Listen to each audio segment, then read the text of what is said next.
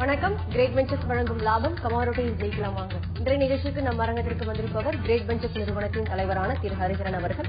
கமாரோட்டியில் ஜெயிப்பது எப்படி என்பது குறித்து நம்முடைய விளக்கம் அளித்திருக்கிறார். நேர்களே, நீங்கள் செய்ய வேண்டியவை டிவி ஸ்கிரீன்ல பிளாஷ் ஆகிட்டு இருக்க இந்த நம்பருக்கு டயல் செய்து உங்கள் கேள்விகளை கேட்கலாம். வாங்க. வணக்கம் சார். வணக்கம்.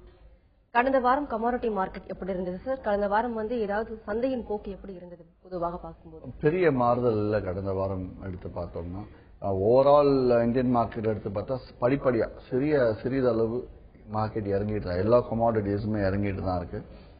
ஒரே காரணம் எதனால, எப்பவுமே கமாடிட்டி மார்க்கெட் ஓவராலா ஒன் சைட்ல போகுதுன்னா அதுக்கு முக்கிய காரணம் யூஎஸ்டி ஐஎன்ஆர் ருப்பியோட வேல்யூவா தான் இருக்கணும். ஸோ ருப்பியோட வேல்யூ கொஞ்சம் ஸ்ட்ராங்காக, அதாவது 58 ரூபாய் 52 காசு வரைக்கும் வந்திருக்கு வெள்ளிக்கிழமை அன்னைக்கு முடிஞ்ச விலை. அது ஸ்ட்ராங்காக இறக்குமதி பண்ணக்கூடிய விலை குறையும். அதாவது 60 ரூபா கொடுத்து வாங்க வேண்டிய பொருளை 58 ரூபா 50 பைசா கொடுத்து வாங்கினாலே போதும் அப்படின்னும் போது விலை குறையும்.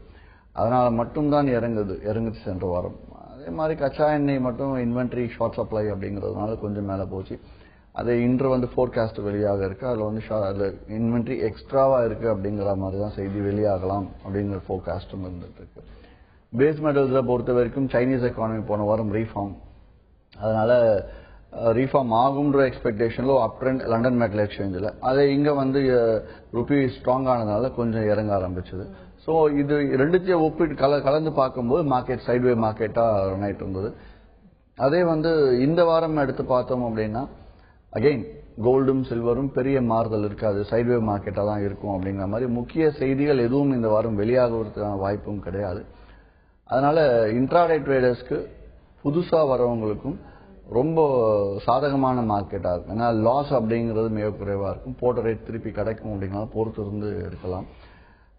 க்ரூடால் இன்வென்ட்ரி மட்டும் இந்த வாரம் ஒரு நாள் தள்ளி போகலாம், வியாழனன்று இருக்கலாம் அப்படிங்கிற மாதிரியும் செய்தி வெளியாக.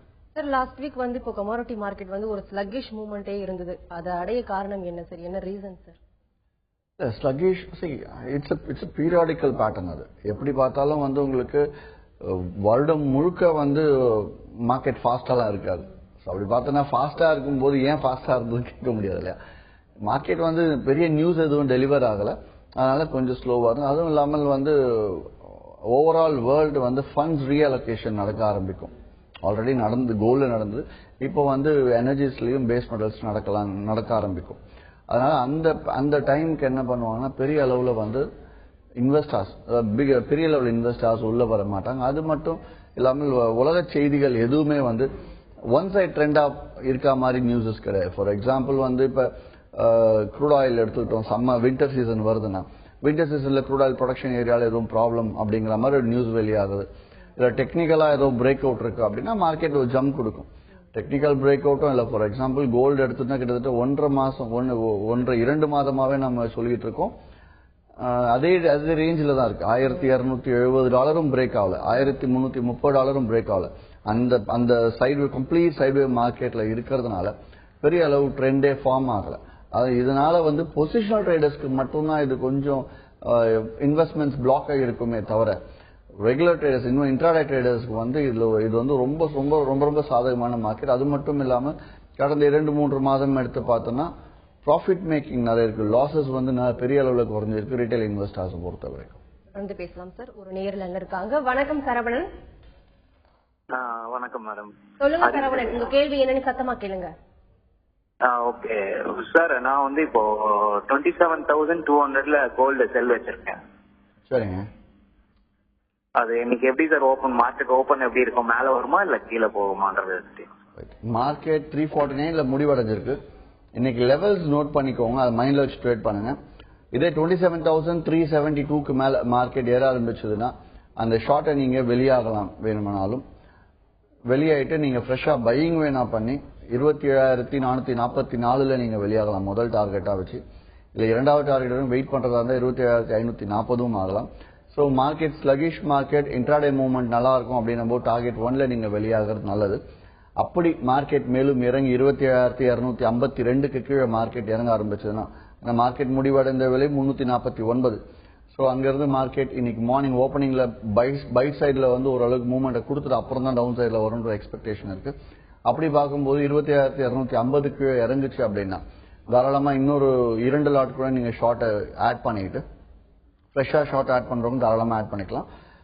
2 லாட் நீங்க ஆவரேஜ் பண்ணி 27,204, அதாவது வெறும் 50 ரூபா லாபத்துக்கு நீங்க வெளியானீங்க அப்படின்னா நீங்க போட்ட பணமும் ரெக்கவரி ஒரு 10,000 ரூபா லாபத்துக்கு வந்து நிற்கும். நன்றி. தொடர்ந்து பேசலாம் சார். சேலத்திலிருந்து ஒரு நேர் லைன்ல இருக்காங்க. வணக்கம் ஜிலியா. வணக்கம் மேடம். சொல்லுங்க சார், உங்க கேள்வி என்னன்னு கேட்கலாம். சார் வணக்கம் சார். வணக்கம் இலியாஸ், சொல்லுங்க சார். சில்வர் அடுத்த மாசம் எப்படி இருக்குங்க சார்? ஏதாவது டார்கெட் சொல்லுங்க சார். ரெண்டாவது வந்து இப்ப இந்த முடிஞ்சதுனால ஆன்லைன்ல எடுக்க போறதா சொல்லி மக்கள்கிட்ட ஒரு தகவல் இருக்குது. அதை பத்தி கொஞ்சம் சொல்லுங்க சார். என்னென்ன மறுபடியும் சொல்லுங்க சார். ஆன்லைன் வர்த்தகம் அதெல்லாம் எடுக்கிறாங்கன்னு சொல்லி மக்கள்கிட்ட ஒரு பீதி இருக்குது. அதை பத்தி கொஞ்சம் சொல்லுங்க சார். சரிங்க. புது அரசு உட்காந்துருக்கனால ரொம்ப சிம்பிள், உங்களே கேட்கிறேன் நானு. ஆன்லைன் இந்தியாவில் இருக்கக்கூடிய ஆன்லைன் வர்த்தகத்தை நிப்பாட்டினாங்கன்னே வச்சுப்போம் ஒரு உதாரணத்துக்கு. அப்படியே நிப்பாட்டினாலும் தங்கத்தோட விலை மாறாதுன்னு நினைக்கிறீங்களா? கண்டிப்பா மாறதான் போகுது. லைன்ல இல்ல, தங்கத்தோட விலை கண்டிப்பா மாறதான் போகுது. கச்சா எண்ணெயின் விலை மாறதான் போகுது. அதாவது இன்னைக்கு கோல்டோட விலை $1,270 ஒரு அவுன்ஸின் விலை உலக சந்தையில போயிட்டு இருக்கு. சரிங்களா? இது அப்படியே ஒப்பிட்டு பார்த்தோம் அப்படின்னா கம்ப்யூட்டரே இல்லாத சமய காலங்கள் 1926ஆம் ஆண்டு, அதாவது கிட்டத்தட்ட வந்து 85 வருடத்துக்கு 90 வருடத்துக்கு முன்பு சொல்றேன். அந்த வருடமே தங்கத்தோட விலை கிட்டத்தட்ட $2,100 வரைக்கும் போயிருக்கு. அதாவது இன்னைக்கு எல்லாமே இருந்து $1,270-90 போயிட்டு இருக்கிறது. அப்பவே $2,000 தொட்டிருக்கு. அப்படிங்கறதுனால இது வந்து ஆன்லைன் வர்த்தகத்தை பேன் பண்றதுனால எந்தவித லாபமும் கிடையாது. இது வந்து நமக்கே தெரியும் போது அரசாங்கம் இதை விட அதிக விழிப்புணர்வோட இருக்கும். கண்டிப்பா அவங்களும் அதை செய்யறதுக்கான வாய்ப்புகள் கிடையாது. அது மட்டும் இல்லாமல் வளரும் நாடுகள், நீங்க இன்டர்நெட்ல போயிட்டு டெவலப்டு நேஷன்ஸ் எடுத்து, கிரேட் கண்ட்ரீஸ்லாம் G7 கண்ட்ரீஸ்லாம் எடுத்து பாத்தீங்கன்னா எல்லா நாடுகளிலும் கமாடிட்டி ஃபியூச்சர்ஸ் கான்ட்ராக்ட் கண்டிப்பா இருக்கு. அதாவது முன்பேற வர்த்தகம் கண்டிப்பாக இருக்கும். அது இருந்தாதான் அவங்களோட எக்கானமி பேலன்ஸ் ஆகும் அப்படிங்கிறது தெரிஞ்ச விஷயம். அததான் வந்து கடந்த ஆட்சியும் கடைபிடிச்சது, வரப்போற ஆட்சியும் அதான் கடைபிடிக்க போகுது. நஷ்டம் அடைந்தவங்க வேணுமானாலும் இந்த மாதிரி ஆன்லைன் வர்த்தகத்தை பேன் பண்ணுவாங்க. சும்மா புரளியை கலப்பலாமே தவிர இது வந்து 100% நடக்காத ஒரு விஷயம். நன்றி. மேலும் பேசலாம் சார். ஆத்தூர்ல இருந்து ஒரு நேர் லைன்ல இருக்காங்க. வணக்கம் சிவாஜி. வணக்கம், நான் சார்கிட்ட பேசணும். சொல்லுங்க சிவாஜி, உங்க கேள்வி என்னன்னு சத்தமா கேளுங்க. சார், நான் உங்க கிளைண்ட் சார். சொல்லுங்க. ஹலோ, சொல்லுங்க சிவாஜி, கேக்குது. அலுமினியா 104.15 வந்து ஸ்டார்ட் போயிருக்கேன். 104.15 சார். ஓகே, இன்னைக்கு எப்படி சார் பொசிஷன் இருக்கும்? சரி, 104.35 முடிவடைஞ்சிருக்கு அலுமினியம் வெள்ளிக்கிழமை அன்னைக்கு. இன்னைக்கு $104.45 மேல ஏறுச்சு அப்படின்னா நீங்க அந்த செல்லிங்க வேணா கட் பண்ணிட்டு ஃப்ரெஷ்ஷா வேணாலும் 2 லாட்டா பை பண்ணிட்டு $104.90 நீங்க வெளியாகலாம் முதல் டார்கெட்டா வச்சு. அதே டவுன் சைட்ல $103.65 கீழே போச்சுன்னா அந்த ஷார்ட்டை ஃபர்தரா நீங்க ஹோல்ட் பண்ணி $103.35 வரைக்கும் நீங்க வெயிட் பண்ணலாம். அது மட்டும் இல்லாமல் ஒரு இலியாஸ் இதுக்கு முந்தின நேர் வெள்ளியை பத்தி கேட்டிருந்தாரு. வெள்ளி நீங்க அடுத்த மாதம் எப்படி இருக்கும் அப்படிலாம் கேட்காதீங்க. அடுத்த மாதம் வரைக்கும் நம்ம எக்ஸ்பெக்டேஷன்ஸ் வைக்கவே வேண்டாம். ஏன்னா தங்கத்தை சார்ந்து வெள்ளி இருக்கும் அப்படிங்கிற உலக அளவுல, இந்திய அளவுல மட்டும் தங்கத்துக்கான இறக்குமதி வரியை குறைச்சாங்கன்னா அது மட்டும் ஃபாலோ ஆகும். ஸோ நீங்க ஓவரால் மார்க்கெட், வேர்ல்ட் மார்க்கெட்ல $1,270 கீழே தங்கத்தின் நிலை இறங்கி ஓரிரு நாட்கள் முடிவடைந்தால் வெள்ளியும் கூட சரியும், தங்கமும் சரியும். அதே $1,330 மேல மார்க்கெட் ஏற என்னாச்சு அப்படின்னா கோல்டும் ஏறும், வெள்ளியும் ஏறும். இதை மட்டும் நீங்க மைண்ட்ல வச்சுக்கோங்க. அது நடுவில் வந்து மார்க்கெட் பியூர் இன்ட்ராடே மார்க்கெட். நன்றி. சத்தியமங்கலத்துல இருந்து ஒரு நேர் லைன்ல இருக்காங்க. வணக்கம் பாத்திமா. சொல்லுங்க மேடம். சொல்லுங்க பாத்திமா, உங்க கேள்வி என்னன்னு கேளுங்க. சார்ட்ட பேசணுங்க மேடம். பேசுங்க. வணக்கம் சார். வணக்கம், சொல்லுங்க. உங்க கிளைண்ட் தாங்க சார் நாங்க. சரிங்க. எனக்கு ரொம்ப நாளா ஒரு டவுட்டுங்க சார், என்னோட டவுட் கிளியர் பண்ணி கொடுங்க. சொல்லுங்க. கமாடிட்டி சைக்கிள் அப்படின்னா என்ன? அது எத்தனை வருடங்களுக்கு முறை வருது? ஆக்சுவலா கோல்டு அண்ட் சில்வருக்கு இது என்ன சைக்கிள்? இதனால விலை ஏறுமா இல்ல இறங்குமா அப்படின்னு தெரிஞ்சுக்கணும் சார். ரைட். அதாவது கமாடிட்டி அப்படின்ட்டு இதுக்கும் கமாடிட்டிஸ் அப்படி ஏதாவது நீங்க கேட்கறது வந்து மொத்த MCXக்கே ஏதாவது சைக்கிள் இருக்கா? ஏதாவது சென்செக்ஸ் வந்து அடுத்த 4 வருஷம் ஏறும், இப்படி இறங்கும், அந்த மாதிரி வந்து கமாடிட்டிஸ்க்கு இண்டெக்ஸை வச்சு மார்க்கெட் ஏறுமா இறங்குமா அப்படின்னு நீங்க கேட்க வரீங்க. அந்த மாதிரி எந்த விதமான ஒரு டெக்னிக்கல்ஸோ இல்ல ஒரு சைக்கிளோ கிடையாது. அதே நீங்க கமாடிட்டி வைஸ் ஒவ்வொரு கமாடிட்டியா எடுத்து பாத்தீங்கன்னா கண்டிப்பாக இருக்கும். அந்த வகையில தங்கத்துக்கும் வெள்ளிக்கும் எடுத்தோம்னா, முக்கியமா தங்கத்துக்கு எடுத்து வெள்ளி தங்கத்தை சார்ந்து இருக்கிறதால சொல்றேன். தங்கத்தை மட்டும் எடுத்து பார்த்தோம்னா 11 ஆண்டுகள் ஏறும், அடுத்த 4 ஆண்டுகள் இறங்கும். இதுதான் சைக்கிள் கோல்ட பொறுத்தவரையில. 4 ஆண்டுகள் முடிஞ்சதுக்கு அப்புறம் market again fresh cycle start ஆகிறதுக்கு முன்னாடி மார்க்கெட் வந்து சைட்வே மார்க்கெட்டாகவும் சேர்த்துட்டு அப்புறமா ட்ரெண்ட் ஆரம்பிக்கலாம். ஸோ 11 இயர்ஸ் அப் இருந்ததுன்னா 4 இயர்ஸ் டவுன் இருக்குன்ற மட்டும் மைண்ட்ல வச்சுக்கலாம். நன்றி சார். பிரேக்குக்கு முன்னாடி ஒரு நேயர் கேட்டிருந்தாங்க, ஆன்லைன் ட்ரேடிங் வந்து பேன் ஆக போகுதுன்னு சொல்லிட்டு இருந்தாங்க. இந்த ஆன்லைன் ட்ரேடிங் வந்து எதற்காக இருக்கு? வந்து பொருளாதாரம் வந்து இதை சார்ந்துதான் ஆன்லைன் ட்ரேடிங் இருக்கு. இதுல பயனடைறது யாரெல்லாம் பயனடைறாங்க? பொதுமக்கள் குறிப்பா வந்து பயனடைவாங்களா? இதை பத்தி சொல்லுங்க. அதாவது ஆன்லைன் ட்ரேடிங், அதாவது பொருளாதாரம் ஆன்லைன் ட்ரேடிங்கை சார்ந்து இருக்கு அப்படிங்கிறது கிடையாது. ஆன்லைன் ட்ரேடிங் இல்லாத நாடுகளும் இருக்கு. அந்த நாட்டுல பொருளாதாரம் நல்லா இருக்கிறது வந்துட்டு தான் இருக்கு. பொருளாதாரம் வளரணும் அப்படின்னா ஆன்லைன் ட்ரேடிங் எடுத்துட்டு வந்து பொருளாதாரத்தை வளர்க்கலாம். எந்த விதத்துல அப்படின்னா, பேசிக்கா ஆன்லைன் ட்ரேடிங் வந்து எதுக்காக எடுத்துட்டு வந்தாங்க இந்தியாவில் அப்படின்னா, 2003ஆம் ஆண்டு விவசாயிகள் தன்னோட பயிர் முடிஞ்சதுக்கு அப்புறம் அதை வந்து அவங்க நினைச்ச விலைக்கு விற்க முடியல. நடுவில் புரோக்கர்ஸ் நிறைய பேர் இருக்காங்க. அதை தாண்டி வெளியில அவங்க ப்ரொடக்ஷன் 10 ரூபா ஆகும்போது அவங்களே நேரடியாக விற்க வேண்டியவங்களுக்கு வித்தாங்கன்னா 50 ரூபாய்க்கு கிடைக்கும். நடுவில் 40 ரூபாய் இவங்க சேவ் பண்ணலாம். நடுவில் புரோக்கர்ஸ் இடைத்தரகர்கள் எல்லாத்தையும் அவாய்ட் பண்ணோம் அப்படிங்கிறதுக்காக தான் வந்து ஆன்லைன் ட்ரேடிங் எடுத்துட்டு வந்தாங்க. அது ஒரு காரணம். இது பாட்டம் லெவல். டாப் லெவல்ல இந்திய முக்கியமான ஓவரால் அந்நிய செலாவணி அண்ட் தென் இந்த இம்போர்ட் எக்ஸ்போர்ட்ஸ் இதுக்கெல்லாம் சப்போர்ட் பண்ணோம் அப்படிங்கிறதுக்காக இதை அப்ரூவ் பண்ணாங்க. அதாவது இறக்குமதி பண்ணக்கூடிய பெரிய பெரிய நிறுவனங்கள் லைக் இந்தியன் ஆயில்ல இருந்தோ, பாரத் பெட்ரோலியம்ல இருந்தோ, இல்லைன்னா வந்து பெரிய பெரிய எக்ஸ்போர்ட்டர்ஸ் இம்போர்ட்டர்ஸ், இவங்க ஏதாவது அலுமினியம் ஸ்கிராப் இம்போர்ட் பண்றாங்க, இல்லைன்னா வந்து காப்பர் ஸ்கிராப் இம்போர்ட் பண்றாங்க, இல்ல தங்கம் இறக்குமதி பண்ணக்கூடிய பெரிய பெரிய நகை வியாபாரிகள், இவங்க எல்லாருக்குமே எடுத்து பார்த்தோம்னா இறக்குமதி பண்ணக்கூடிய பொருளை நேரடியாக பொருள் கையில இல்லாம ஆன்லைன்ல விற்க முடியுங்கிறதுனால அங்க என்ன விலைக்கு வாங்குறாங்களோ உடனடியாக அதே விலைக்கு இங்க வித்துருவாங்க. சோ தட் அங்க அவங்களுக்கு இறக்குமதி பண்ணி அவங்க கைக்கு வரக்கூடிய 45-60 நாள் அவங்க விற்கிறது, அவங்க அந்த பொருளை கைப்பற்றி அதை விற்கிறதுக்குள்ள பொருளோட விலையில ஒரு வீழ்ச்சி இருந்துச்சுன்னா அவங்களுக்கு வியாபாரம் பெரிய நஷ்டம் அடையும் அப்படிங்கிறதுக்காக ஹெட்ஜிங் பர்பஸ்க்காக ஆன்லைன்ல ஹெட்ஜ் பண்ணி வச்சுட்டாங்கன்னா அங்க என்ன நஷ்டமோ அந்த லாபம் இங்க வந்துடும் அப்படிங்கிறதுக்காக தான் ஆன்லைன் வர்த்தகம் இங்க வந்தது. ஸோ அப்படி வரும்போது இம்போர்ட்டர்ஸ் எக்ஸ்போர்ட்டர்ஸ் மட்டும் இருந்துட்டு போலாமே, இல்ல விவசாயிகள் மட்டும் இருக்கலாமே, இது நடுவில் எதுக்கு நம்பலாம்? எதுக்காக வந்து ரீட்டைல் இன்வெஸ்டர்ஸ் எதுக்குன்னா, கண்டிப்பாக ஒரு மார்க்கெட் மூவ் ஆகணும்னா ஸ்பெகுலேட்டர்ஸ் உள்ள இருந்து தான் ஆகணும். ஏதாவது ஸ்பெகுலேட்டர்ஸ் அப்படிங்கிறது நம்ம தான் ஸ்பெகுலேட்டர்ஸ். ஸோ நம்மளாம் வந்து சாதா ஒரு முதலீட்டாளர்கள் உள்ள போயிட்டு இதுல வந்து வியாபாரம் செய்து அவங்க இதுலயும் லாபம் அடையலாம். ஸோ இது வந்து ஒரு பேஸ்கெட் மாதிரி எக்ஸ்சேஞ்ச் அப்படிங்கிறது. யாரு இப்ப எல்லாரோட பணமும் உள்ள இருக்கும், யாருக்கு சாமர்த்தியம் இருக்குமோ அந்த பணத்தை வெளில எடுத்துப்பாங்க.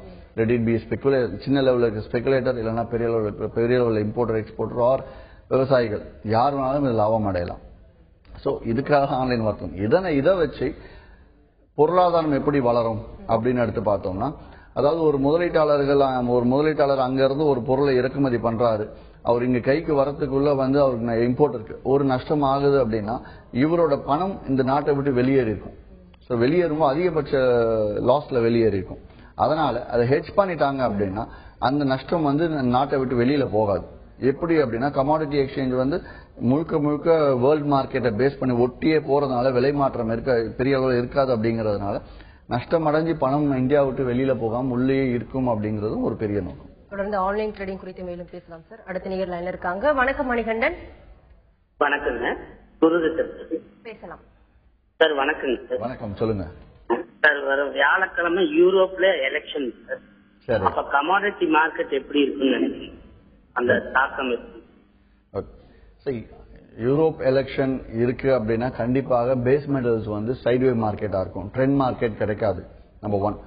இரண்டாவது, டாலர் வந்து யூரோ அகைன்ஸ்ட் டாலர் என்ன ஆக போகுது அப்படின்னு சொல்லிட்டு நம்ம பார்க்கணும். அதை வச்சு டாலர் இண்டெக்ஸ் மாறும், அதை வச்சு ருப்பியோட காஸ்டும் மாறதுக்கான சான்சஸ் இருக்கு.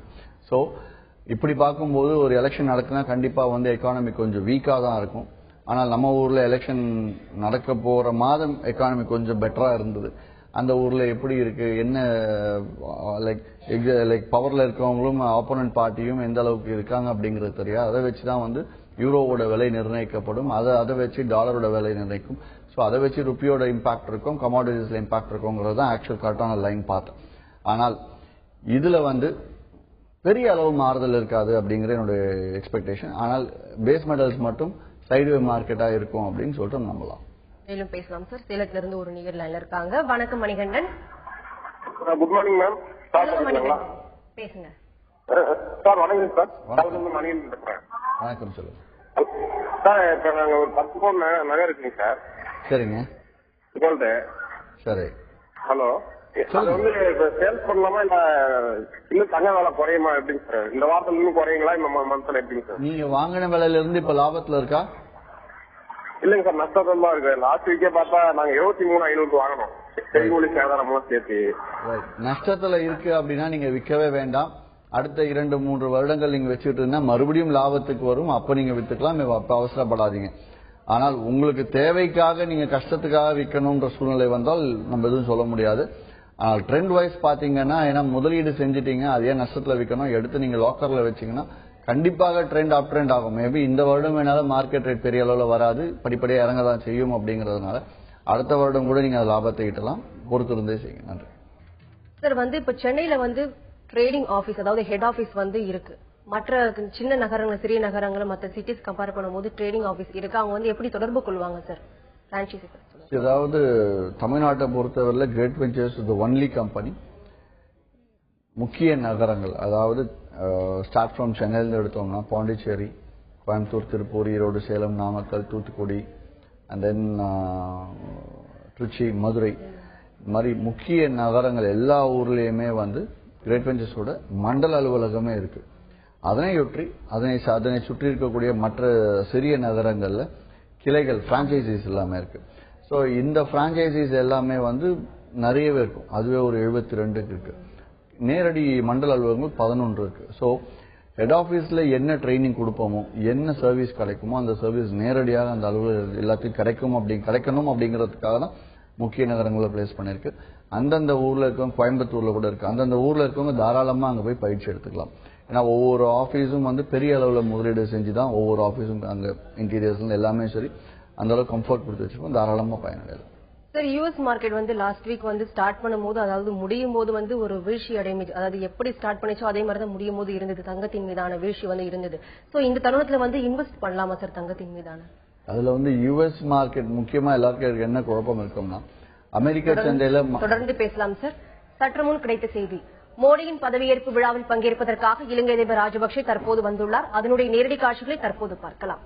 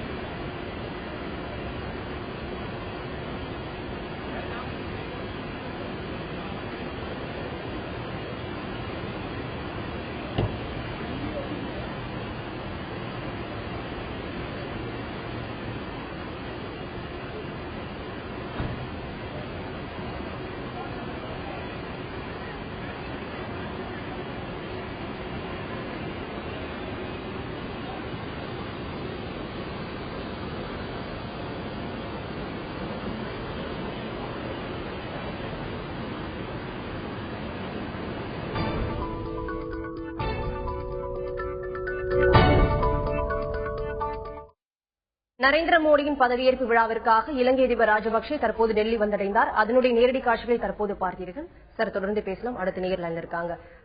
வணக்கம் பார்த்தா. வணக்கம் மேடம். சொல்லுங்க பார்த்தா, உங்க கேள்வி என்னன்னு கேளுங்க. சார் சார்கிட்ட கேட்கணும் சார். வணக்கம், சொல்லுங்க சார். இந்த சாட்டிங் டூல்ன்றாங்க இல்லையா சார்? என்னங்க? Chatting tool. ஆமா ஆமா. அது வந்து M6 மார்க்கெட்டுக்கும் இன்ட்ராடே மார்க்கெட்டுக்கும் ஒரே மாதிரி தான் பொருந்துங்களா? இல்லைங்க, நீங்க இன்னும் கொஞ்சம் தெளிவா கேளுங்க. சாட்ன்றாங்க இல்லையா சார்? சாட்டிங் சாட் டூல்ன்றாங்க சார். அது வந்து M6 மார்க்கெட்டுக்கும் இன்ட்ராடே மார்க்கெட்டுக்கும் ஒரே மாதிரி தான் பொருந்துங்களா, இல்ல அதுக்கு தனியா டிஃபரெண்டா இது தனியா டிஃபரெண்டா வருமா சார்? இல்லைங்க, அதாவது நீங்க உங்களை அறியாம குழப்பிட்டு இருக்கீங்க. MCX மார்க்கெட் இன்ட்ராடே மார்க்கெட் ரெண்டுமே சம்பந்தம் இல்லாத ஒரு கம்பாரிசன். MCX மார்க்கெட், MCXனா MCX எக்ஸ்சேஞ்சில், அது ஒரு எக்ஸ்சேஞ்ச். அது அந்த எக்ஸ்சேஞ்சில் நிறைய கமாடிட்டிஸ் இருக்கு.